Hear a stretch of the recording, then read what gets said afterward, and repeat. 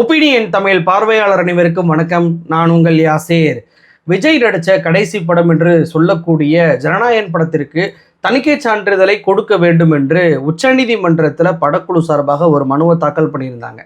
இந்த மனு இன்னைக்கு விசாரிக்க முடியாது அப்படின்னு சொல்லி தள்ளுபடி பண்ணப்பட்டிருக்கு. தள்ளுபடி அப்படின்றத விட ரத்து செய்யப்பட்டிருக்கு அப்படின்னே சொல்லலாம். அப்படி ரத்து செய்யப்பட்ட அந்த வழக்கில் விஜய் வைத்த பகீர் வாதத்தை கேட்டு நீதிபதிகள் 2 பேரே கிண்டல் அடிச்சிருக்கிறாங்க விஜயை. அப்படி விஜய் என்ன வாதம் வச்சாரு, ஏன் அந்த நீதிபதிகள் கிண்டல் அடிச்சாங்க? அது மட்டுமல்ல, சிபிஐக்கு விஜய் ஆஜராவதே பார்த்தீங்கன்னா பிரிவு 179 வச்சுதான் அப்படின்னு சொல்லிட்டு அவர்களுடைய ரசிகர்கள் ஆதரவு கொடுப்பதை பார்க்க முடியுது. ஏன் அந்த பிரிவு 179 படி சிபிஐ அவரை விசாரணைக்கு கூப்பிட்டாங்க? சிபிஐ விசாரணையில் 10வது மாடியில் சாயந்தரம் 4 மணிக்கு மேலே விஜய்க்கு மிகப்பெரிய அழுத்தம் கொடுத்ததாக சிபிஐ உடைய சோர்ஸ் இன்னைக்கு இந்தியன் எக்ஸ்பிரஸ்ட சொல்லியிருக்கிறாங்க. அது மட்டுமல்ல, ராகுல் காந்தி அவர்கள் இவருக்கு ஆதரவாக ட்வீட் போட்ட போதும் கூட இதுவரைக்கும் விஜய் அதற்கு பதில் சொல்லாமல் ராகுல் காந்தியை அவமானப்படுத்தியிருக்கிறார். அதற்கான பின்னணி காரணம் என்ன, எல்லாம் பற்றியும் தான் இந்த வீடியோவில் விரிவாக பார்க்க போகிறோம். இந்த வீடியோவை முழுமையாக பாருங்கள். மறக்காமல் அவருடைய ஒப்பீனியன் தமிழ் சேனலை சப்ஸ்கிரைப் பண்ணிக்கோங்க. ஃபஸ்ட்டு நம்ம அந்த ஜனநாயகன் படத்திலிருந்தே ஆரம்பிச்சிடலாம். ஜனநாயகன் படத்திற்கு தணிக்கை சான்றிதழை கொடுக்க சொல்லி உயர்நீதிமன்றத்தில் ஒரு நீதிபதி உத்தரவு போடுகிறார். ஆனால் உடனடியாக இந்த சிபிஎஃப்சி மேல்முறையீடு பண்ணுறாங்க. மேல்முறையீடு பண்ண இந்த வழக்கை அன்றைய தினமே தலைமை நீதிபதி எடுத்துக்கொண்டு ஜனநாயகன் படத்தை நான் 20ஆம் தேதிக்கு மேலே தான் விசாரிப்பேன் அப்படின்னு சொல்லி ஒரு உத்தரவை போட்டார்.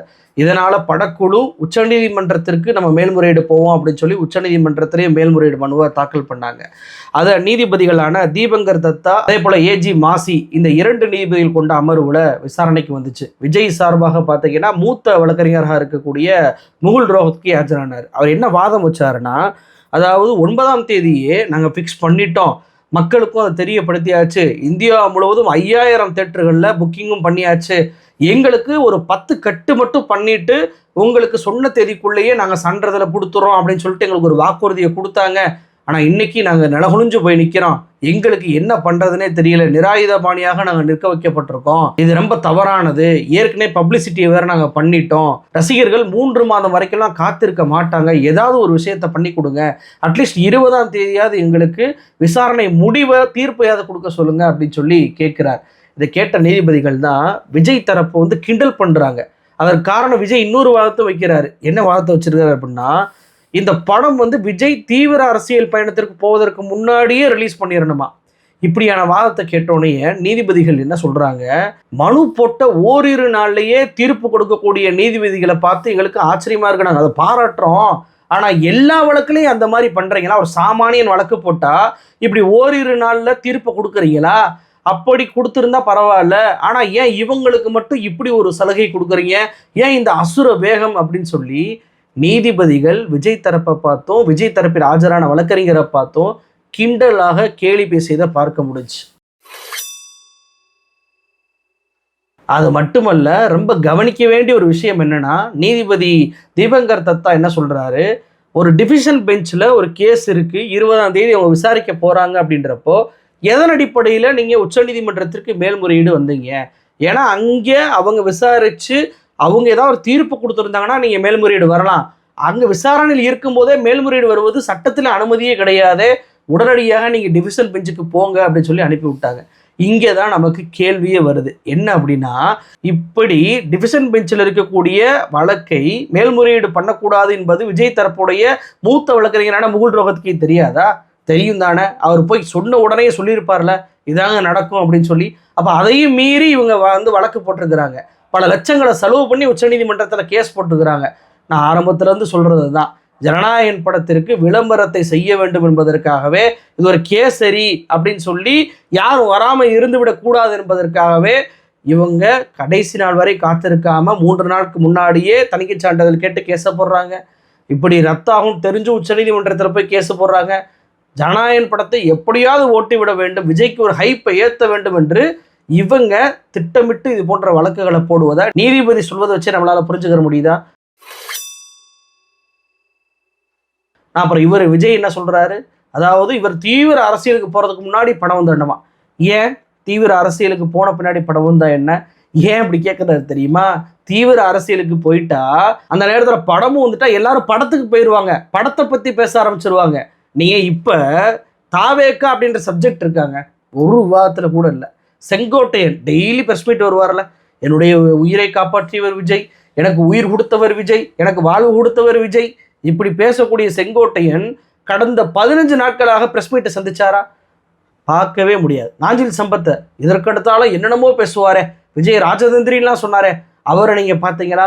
பார்க்கவே முடியாது. தாவேக்கா அப்படின்றது டிஸ்மேண்டில் ஆகி ஜனநாயகன் எப்போ, ஜனநாயகன் விசஸ் பாஜக, ஜனநாயகன் விசஸ் சென்சார் போர்டு, இப்படியான பேச்சுகள் மட்டுமே இருப்பதை நீங்கள் பார்த்துருப்பீங்க. அதற்கு காரணம் என்னன்னா, விஜயை இன்னும் சினிமா நடிகனாக தான் அவங்க ரசிகர்களே பார்க்குறாங்க. அந்த சினிமாவை மட்டும்தான் இன்னும் அவங்க பேசிக்கிட்டு இருக்கிறாங்க. கட்சியுடைய செயல்பாடுகள் அப்படியே ஜீரோவாகி போய் நிற்கிது. அப்போது தீவிர அரசியலுக்கு இவர் நுழையும் போது சினிமா வந்துச்சுன்னா எல்லாரும் தேட்டருக்கு போயிடுவானுங்க. இவனை பார்க்கறதுக்கு யாரும் வரமாட்டாங்க, கூட்டம் பண்ணுவதற்கு யாரும் வரமாட்டாங்க, பிரச்சாரம் போய் பண்ணுவதற்கு யாரும் வரமாட்டாங்க, கட்சி போய் மக்கள்கிட்ட சேராமே போய் தோத்து போயிடும் அப்படின்றக்காண்டி தான் அவசரமாக ஐயா எப்படியாவது நான் பிரச்சாரத்துக்கு போகிறதுக்கு முன்னாடியே படத்தை கொடுத்துருங்கன்னு சொல்லி விஜய் கெஞ்சுவதை பார்க்க முடியுது. சரி, இது ஒரு புறம் இருக்க, இன்னொரு பக்கம் இந்த சிபிஐ விசாரணை, இவங்க தான் சிபிஐ விசாரணை கேட்குறது. ஆனால் விஜய் வந்து ஆஜராகும் போதெல்லாம் பாருங்கள் எவ்வளோ பெரிய நெருக்கடியை சந்திக்கிறார் மனுஷன் அப்படின்னு சொல்லிட்டு கதை இழப்பதை பார்க்க முடியுது. விஜய் பாருங்க கருப்பு சட்டையோடு போகிறார் அப்படின்னு சொல்லி சில பேரை பேசுவதை பார்க்க முடியுது. வரும்போது பாருங்க வெள்ளை சட்டையோடு வருகிறார் அப்படின்றாங்க. ஏன் அதே விஜய் உள்ள நுழையும் போது டாட்டா கட்டிக்கிட்டே போனார், வரும்போது டாட்டா கட்டினாரா? இருண்ட முகத்தோடு வந்தார். அந்த அளவுக்கு மிகப்பெரிய குடைச்சலை சிபிஐ கொடுத்துருக்குறாங்க. சிபிஐ விசாரணையை பொறுத்த வரைக்கும் வழக்கம் போல் பார்த்தீங்க அப்படின்னா அவங்க ஒரு பேப்பர் பண்டில் கொடுத்துருவாங்க, அதில் செட் ஆஃப் கொஸ்டின்ஸ் இருக்கும், அதுக்கு இவர் ஆன்சர் பண்ணுவார், ஒரு ஸ்டெனோகிராஃபரை வச்சு அதற்கு பதில் எழுதுவாங்கன்னு வச்சுக்கோங்களேன். இப்படி தான் போய்கிட்டு இருந்துச்சு. நீங்கள் வந்து செய்தியில் கூட பார்த்துருப்பீங்க, நான் மதிய உணவு கூட வேணாம், நான் முடிச்சுட்டு அதுக்கப்புறம் சாப்பிட்றேன் அப்படின்னு சொல்லி விஜய் தெம்பாக சொன்னார், வீரமாக சொன்னார்லாம் பதிவு போட்டிருப்பாங்க. அப்படி தான் நடந்துச்சு. 4 மணி வரையும் அப்படி தான் நடந்துச்சு. 4 மணிக்கு மேலே சாப்பிட்டு வந்த பிறகு சிபிஐ விஜயை கிரில் பண்ணிட்டாங்க. 40வது மாடியில் வச்சு விஜய்க்கு கேட்கக்கூடாத எல்லா கேள்விகளையுமே கேட்டிருக்கிறாங்க. இந்தியன் எக்ஸ்பிரஸில் சிபிஐடைய சோர்ஸ் என்ன சொல்லியிருக்காங்கன்னா, விஜய்க்கு மனதளவில் சோர்வை கொடுக்கக்கூடிய அளவுக்கு அந்த அட்மாஸ்பியர் அங்கே நிலவுச்சு அப்படின்னு சொல்லி அவங்க சொல்லியிருப்பதை பார்க்க முடியுது. நீங்கள் அதனால தான் பார்த்தீங்கன்னா 4 மணி ஆனாலும் பரவாயில்ல கேள்வி கேளுங்க நான் அப்புறமா சாப்பிட்டுக்கிறேன்னு சொன்ன விஜய் அந்த சாயந்தரம் 4 மணிக்கு மேலே 10வது மாடியில் என்ன நடந்துச்சுன்னு தெரியலை, அவசரமாக பொங்கலுக்கு லீவ் கொடுங்க சார், பொங்கலுக்கு நான் முடிச்சுட்டு வந்துடுறேன் சார், எனக்கு நிகழ்ச்சி இருக்குது சார் அப்படின்னு சொல்லி உடனடியாக அங்கேருந்து எஸ்கேப் ஆகக்கூடிய வேலையை பார்த்துருக்கிறார். அப்போ அந்த அளவுக்கு டார்ச்சர் நடந்திருக்கு பாருங்கள். விஜய் பொங்கல் விழாவுக்கு எதுலையுமே கலந்துக்கிறவே இல்லை, வெறுமனே ட்விட்டு மட்டும்தான் போட்டிருக்கிறார். அந்த ட்விட்டோட கதையை பின்னாடி வரேன். அப்போ எந்த நிகழ்ச்சியிலுமே கலந்து கொள்ளாமல் நிகழ்ச்சியில் கலந்து கொள்ள போகிறேன் அப்படின்னு சொல்லிட்டு வந்து நிகழ்ச்சியில் கலந்து கொள்ளாமல் வீட்டுக்குள்ளேயே அடைஞ்சிருக்கிறாருன்னா சிபிஐ 4 மணிக்கு மேலே எந்த டார்ச்சர் பண்ணியிருக்கிறாங்க அப்படின்றத புரிஞ்சுக்கிற முடியுதா? இவர் வந்து இறங்குறாரு, சென்னை ஏர்போர்ட்டில் இறங்கும் போது பத்திரிகையாளர்கள்லாம் போகிறாங்க, என்ன கேள்வி கேட்டாங்க, என்ன நடந்துச்சு அப்படின்னு சொல்லி. Mr. Vijay, what would you like to say? Would you want to make a comment? What would you like to say? You were crushed yesterday. டாட்டா காமிச்சுக்கிட்டே போகிறார். ஏன் தைரியமாக பேசுங்களேன், தைரியமாக பத்திரிகையாளர்கள்ட்ட பதில் சொல்லுங்களேன். ஏன் பத்திரிகையாளர்களை பார்த்தோன்னே இப்படி ஓடுறீங்க? மோடி அவர்கள் யாருமே இல்லாத இடத்துக்கு டாட்டா காட்டுற மாதிரி பத்திரிகையாளருக்கு இவர் டாட்டா காமிச்சிட்டு போகிறார். மோடியாவது அட்லீஸ்ட் ஓ மை காட் அப்படின்னாரு. விஜய் அது கூட சொல்லலை, சம்மந்தமே இல்லாமல் ஆளுகளை பார்த்தோன்னே வெறிச்சு போய் டாட்டா காமிச்சிட்டு போகிறத பார்க்க முடியுது. இதுதான் விஜயுடைய லெவலாக இருக்குது. இதில் இந்த விஜய் ரசிகர்கள் என்ன சொல்கிறாங்க, செக்ஷன் 179 படி தான் இவர் வந்துட்டு விஜயை கூப்பிட்டுருக்குறாங்க, சம்மன் அனுப்பியிருக்கிறாங்க, அது வெறும் சாட்சிகளை விசாரிக்கக்கூடிய சம்மன் தான், விஜய் ஒன்றும் குற்றவாளி கிடையாதுன்றாங்க.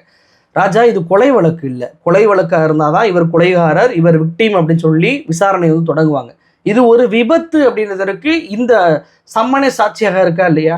அங்கே யாரெல்லாம் என்ன நடந்துச்சுன்னு பார்த்தாங்கன்னு சொல்லி விட்னஸாக தான் கூப்பிடுவாங்க, அந்த விட்னஸாக தான் விஜயும் கூப்பிடுவாங்க. இது என்னமோ விட்னஸாக கூப்பிட்டாங்க என்பதற்காகவே விஜய் மீது எந்த தப்புமே இல்லை அப்படின்னு சொல்லி ஆயிட முடியுமா? எந்த தப்புமே இல்லாத விஜய்க்கு ஒரு நாள் போக இன்னொரு நாள் கூடுதலாக சம்மனுக்கு ஆஜராங்க அப்படின்னு சொல்லி அழைப்பாங்களா? அப்போ இங்கே இயல்பாகவே அந்த சம்மனில் தான் அழைப்பாங்க. இது ஒரு விபத்து. நீங்கள் சொல்கிற மாதிரி சதி செயல், உள்ளே பூந்து அடித்தாங்க, தடியடி பண்ணாங்க, திடீர்னு ஆம்புலன்ஸ் வந்துச்சு, மிளகா பொடியை வீசினாங்க, இதெல்லாம் அங்கே நடந்திருந்தா அது கொலைகாரன் விசஸ் விக்டிம் சொல்லி நடந்திருக்கும். ஆனால் இங்கே விபத்து என்பதனால தான் இந்த புதிய செக்ஷன் பிஎன்எஸ்எஸ் படி இவங்க 179 பயன்படுத்தி விட்னஸாக விஜயை அழைச்சிருக்கிறாங்க. அதுவே தெரியாமல் விட்னஸாக அழைச்சிருக்கிறாங்க, விஜய் மீது தப்பு இல்லை அப்படின்னு சொல்லி எப்படி தான் உங்களால் பரப்ப முடியும் தெரில. எனக்கு ஒரு விஷயம் ஆச்சரியமாக இருக்குங்க. அஜித்குமார் நடிகர் அவர் வந்துட்டு இன்னைக்கு ஒரு கூல் ட்ரிங்க்ஸை எடுத்துட்டு ஒரு எனர்ஜி ட்ரிங்க் அதுக்கு ஒரு விளம்பரத்தை நடிச்சிட்டார் அப்படின்னே அந்த ட்ரிங்க் வந்து ரொம்ப மோசமானது, அது குடிச்சா சுகர் வந்துடும் அப்படின்றக்காகவே அஜித்துடைய ரசிகர்களே திட்டுறாங்க, எப்படி நீங்கள் நடிக்க போச்சு அப்படின்னு சொல்லி. 41 பேர் இறந்துருக்குறாங்க. அந்த இறந்த ஒருத்தங்க கூட ஏன் சொன்ன டைமுக்கு வரல விஜய் அப்படின்னு சொல்லி ஒரு ரசிகை கேட்கலங்க. ஆனால் 41 பேர் இறந்ததுலேருந்து விஜய் எப்படியாவது காப்பாற்றணும் அப்படின்றக்காக இன்று வரைக்கும் வதந்தியை பரப்பிக்கிட்டு இருக்கிறாங்க, தன்னுடைய தலைவனை காப்பாற்றணும் அப்படின்னு சொல்லிட்டு. அப்போ சுயமரியாதை உள்ள ரசிகர்களை, அறிவார்ந்த ரசிகர்களை எந்த நடிகர் உருவாக்கியிருக்காரு பாருங்க. சாதாரண எனர்ஜி ட்ரிங்க்குக்கு கோவருது ஒரு ரசிகனுக்கு. 41 பேர் செத்தும் கூட மன்னிப்பு கேட்காத தன் தலைவனை, லேட்டாக வந்த தன்னுடைய தலைவனை கேள்வி கேட்கக்கூடிய தைரியம் கூட, அந்த எண்ண ஓட்டம் கூட இந்த ரசிகர்களுக்கு இல்லை.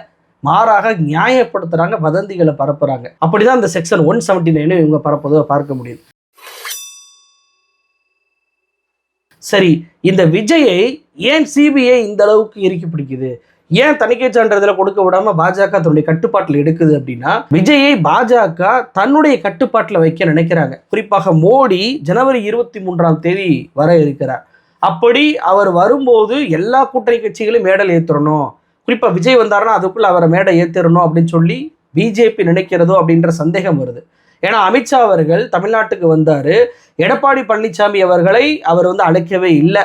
எடப்பாடி பழனிசாமி அவர்களை வந்து அழைக்காததற்கான காரணம் என்னன்னு சொல்லி தேடி பார்த்தா, அவருக்கே ஃபுல் முகம், கூட்டணியோட முகத்தை கொடுத்துடாம விஜய் போன்றவர்கள் வந்து அவங்களையும் ஒரு ஃபேஸாக காட்டணும் அப்படின்றக்காக தான் எடப்பாடி பழனிசாமியை தவிர்த்துட்டு அமித்ஷா தமிழ்நாட்டுடைய வருகையை முடிச்சுட்டு போனாரு அப்படின்ற தகவல் என்பது தற்போது வெளியாயிருக்கு. அதனால தான் பார்த்தீங்கன்னா அண்ணாமலை பாஜகவுக்கு வாங்க, திமுகவுக்கு எதிரான ஓட்டை சிதறக்கூடாது என்று விஜய்க்கு நேரடியாக அழைப்பு விடுறார். இது வரைக்கும் அண்ணாமலை அப்படியான வார்த்தைகளை பயன்படுத்தவே இல்லை. அமித்ஷா வந்து சென்ற பின்பு, சிபிஐக்கு ஆஜரான பின்பு இந்த ஒரு வார்த்தையை அண்ணாமலை வந்து பயன்படுத்துறார். அப்படின்றப்போ எவ்வளவு தூரத்திற்கு விஜயை நெருக்கடி கொடுக்க இந்த பிஜேபி முடிவு பண்ணிருச்சு அப்படின்னு சொல்லி பாருங்க. இதுக்கெல்லாம் காரணம் யாரு? ஆதவ் அர்ஜுனா. திமுகவை பழிவாங்க வேண்டும், முதலமைச்சரை பழிவாங்க வேண்டும் என்பதற்காக திருமாவளவன் அவர்களை பகடைக்கழக பயன்படுத்த நினைச்சார். ஆனால் அண்ணன் திருமாவளவன் அவர்கள் இவருடைய சூழ்ச்சியை புரிஞ்சுக்கிட்டு கட்சியை விட்டே விரட்டி அடிச்சிட்டார். இப்போ அவருடைய சூழ்ச்சியை தெரியாமல் விஜய் முதலவாயில போய் விழுந்து இன்னைக்கு மாட்டிக்கிட்ட கதையாக என்ன பண்ணுறது ஏது பண்ணுறதுனே தெரியாமல் பொங்கல் விழா கூட கலந்து கொள்ளாமல் வீட்டுக்குள்ளேயே போய் முடங்கி கிடப்பதை நம்மளால் பார்க்க முடியுது. எந்த அளவுக்கு விஜய் பயந்து போயிருக்கிறார் அப்படின்னா, ராகுல் காந்தி இவருக்கு ஆதரவாக ஒரு பதிவு எழுதுறார். ஒரு மக்களவை எதிர்க்கட்சி தலைவருங்க ஜனநாயகன் படத்திற்கு இப்படி முட்டுக்கட்டை போடுறாங்கன்றதுக்காக தமிழ்நாட்டுடைய உரிமையை நீங்கள் தடையிடுறீங்க அப்படின்னு சொல்லிட்டு ஒரு வார்த்தையை பயன்படுத்துகிறார். இந்த வார்த்தையெல்லாம் எக்ஸ்ட்ராவான வார்த்தை தான். ஜனநாயகன் படம் ஒன்று தமிழ்நாட்டுடைய மக்களுடைய உரிமை கிடையாது. ஆனாலும் ராகுல் காந்திக்கு அந்த வார்த்தையை யாரோ சொல்லி கொடுத்துருக்குறாங்க. பாருங்கள் இப்படிலாம் வந்து அழுத்தம் கொடுக்குறாங்க அப்படின்னு சொல்லிட்டு. அவங்க யாரோ சொல்கிறது தானே ராகுல் காந்தி கேட்க முடியும். அவர் தமிழ்நாட்டில் நடப்பது பராசக்திக்கு அதே மாதிரி பிரச்சனை வந்துச்சு, முதலமைச்சர் வந்து எந்த படத்தின் பேரையும் போடாமல் சென்சார் போட கண்டிச்சாரு, ஏன்னா பல படங்களுக்கு இது நடந்துக்கிட்டு இருக்கு அப்படின்றதெல்லாம் முதலமைச்சருக்கு தெரிஞ்சதை போல ராகுல் காந்திக்கு யாரும் சொல்லியிருக்கணும். ஆனால் அப்படி சொல்லக்கூடிய நபர்கள் யாரும் இல்லை. விஜய் விசுவாசிகளாக இன்னைக்கு பல காங்கிரஸ்காரர்கள் மாறி இருப்பதனால ராகுல் காந்திக்கு ஒரு தவறான ஸ்டேட்மெண்ட் கொடுக்கப்பட்டு தான் இந்த அறிக்கை என்பது வந்திருக்கு. சரி, அறிக்கை வந்துருச்சுல, ஒரு மக்களவை எதிர்க்கட்சி தலைவர் மெனக்கிட்டு இப்படி ஒரு ட்வீட் போடுறாருன்னா ஒரு நன்றி ஒரு போடலாம்ல. இல்லை, அந்த ட்விட்டை நான் ஷேர் பண்ண மாட்டேன், ஒரு அறிக்கையை வெளியிட்டு ராகுல் காந்திஜி அவர்களுக்கு நன்றி, ஜனநாயகத்தின் பக்கம் நீங்கள் நிற்கிறீங்க, மகிழ்ச்சி அப்படின்னு சொல்லிட்டு 2 வரியில கூட ஒரு நன்றி வந்து தெரிவிக்கலாம்ல. அவர் வேலை வெட்டி இல்லாதவரா? இந்த படத்துக்கெல்லாம் அவர் ஆதரவு கொடுக்கணும்னு அவருடைய தலையெழுத்தா? மெனக்கிட்ட அவருடைய வேலையை ஒதுக்கி ஆதரவு கொடுக்குறாருன்னா, நன்றி உள்ள ஒரு மனிதனாக இருந்தால் ஷேர் பண்ணி நன்றின்னு சொல்லியிருக்கணும். ஆனால் சொல்லவே இல்லைங்க, இது வரைக்கும் சொல்லலை. ஆனால் விஜய் பொங்கலுடைய வாழ்த்தை வந்து வெளியிடுறாரு. இப்போ பொங்கலுக்கு வாழ்த்து சொல்லக்கூடிய விஜய் ட்விட்டருக்கு வர்றாருன்னா, நீங்கள் வந்துட்டு ராகுல் காந்திக்கு ஏன் வரலை? அப்போ ராகுல் காந்தி நீங்கள் மதிக்க மாட்டுறீங்க. ஒன்று ராகுல் காந்தியை நீங்கள் மதிக்கவில்லை என்று எடுத்துக்கொள்வதா, அல்லது மோடிக்கு பயந்து ராகுல் காந்திக்கு நன்றி சொன்னால் ஜனவரி 19 மறுபடியும் நம்மளை பிழிஞ்சு எடுத்துவாங்கன்ற பயத்தின் காரணமாக நீங்கள் இப்படி கள்ள மௌனம் காட்டுறீங்க அப்படின்னு சொல்லி எடுத்துக்கொள்வதா? எப்படி உங்களை புரிஞ்சு கொள்வது? எதற்குமே வாய் திறக்க மாட்டேன் அப்படின்னா எங்கே தான் போய் முடியுது?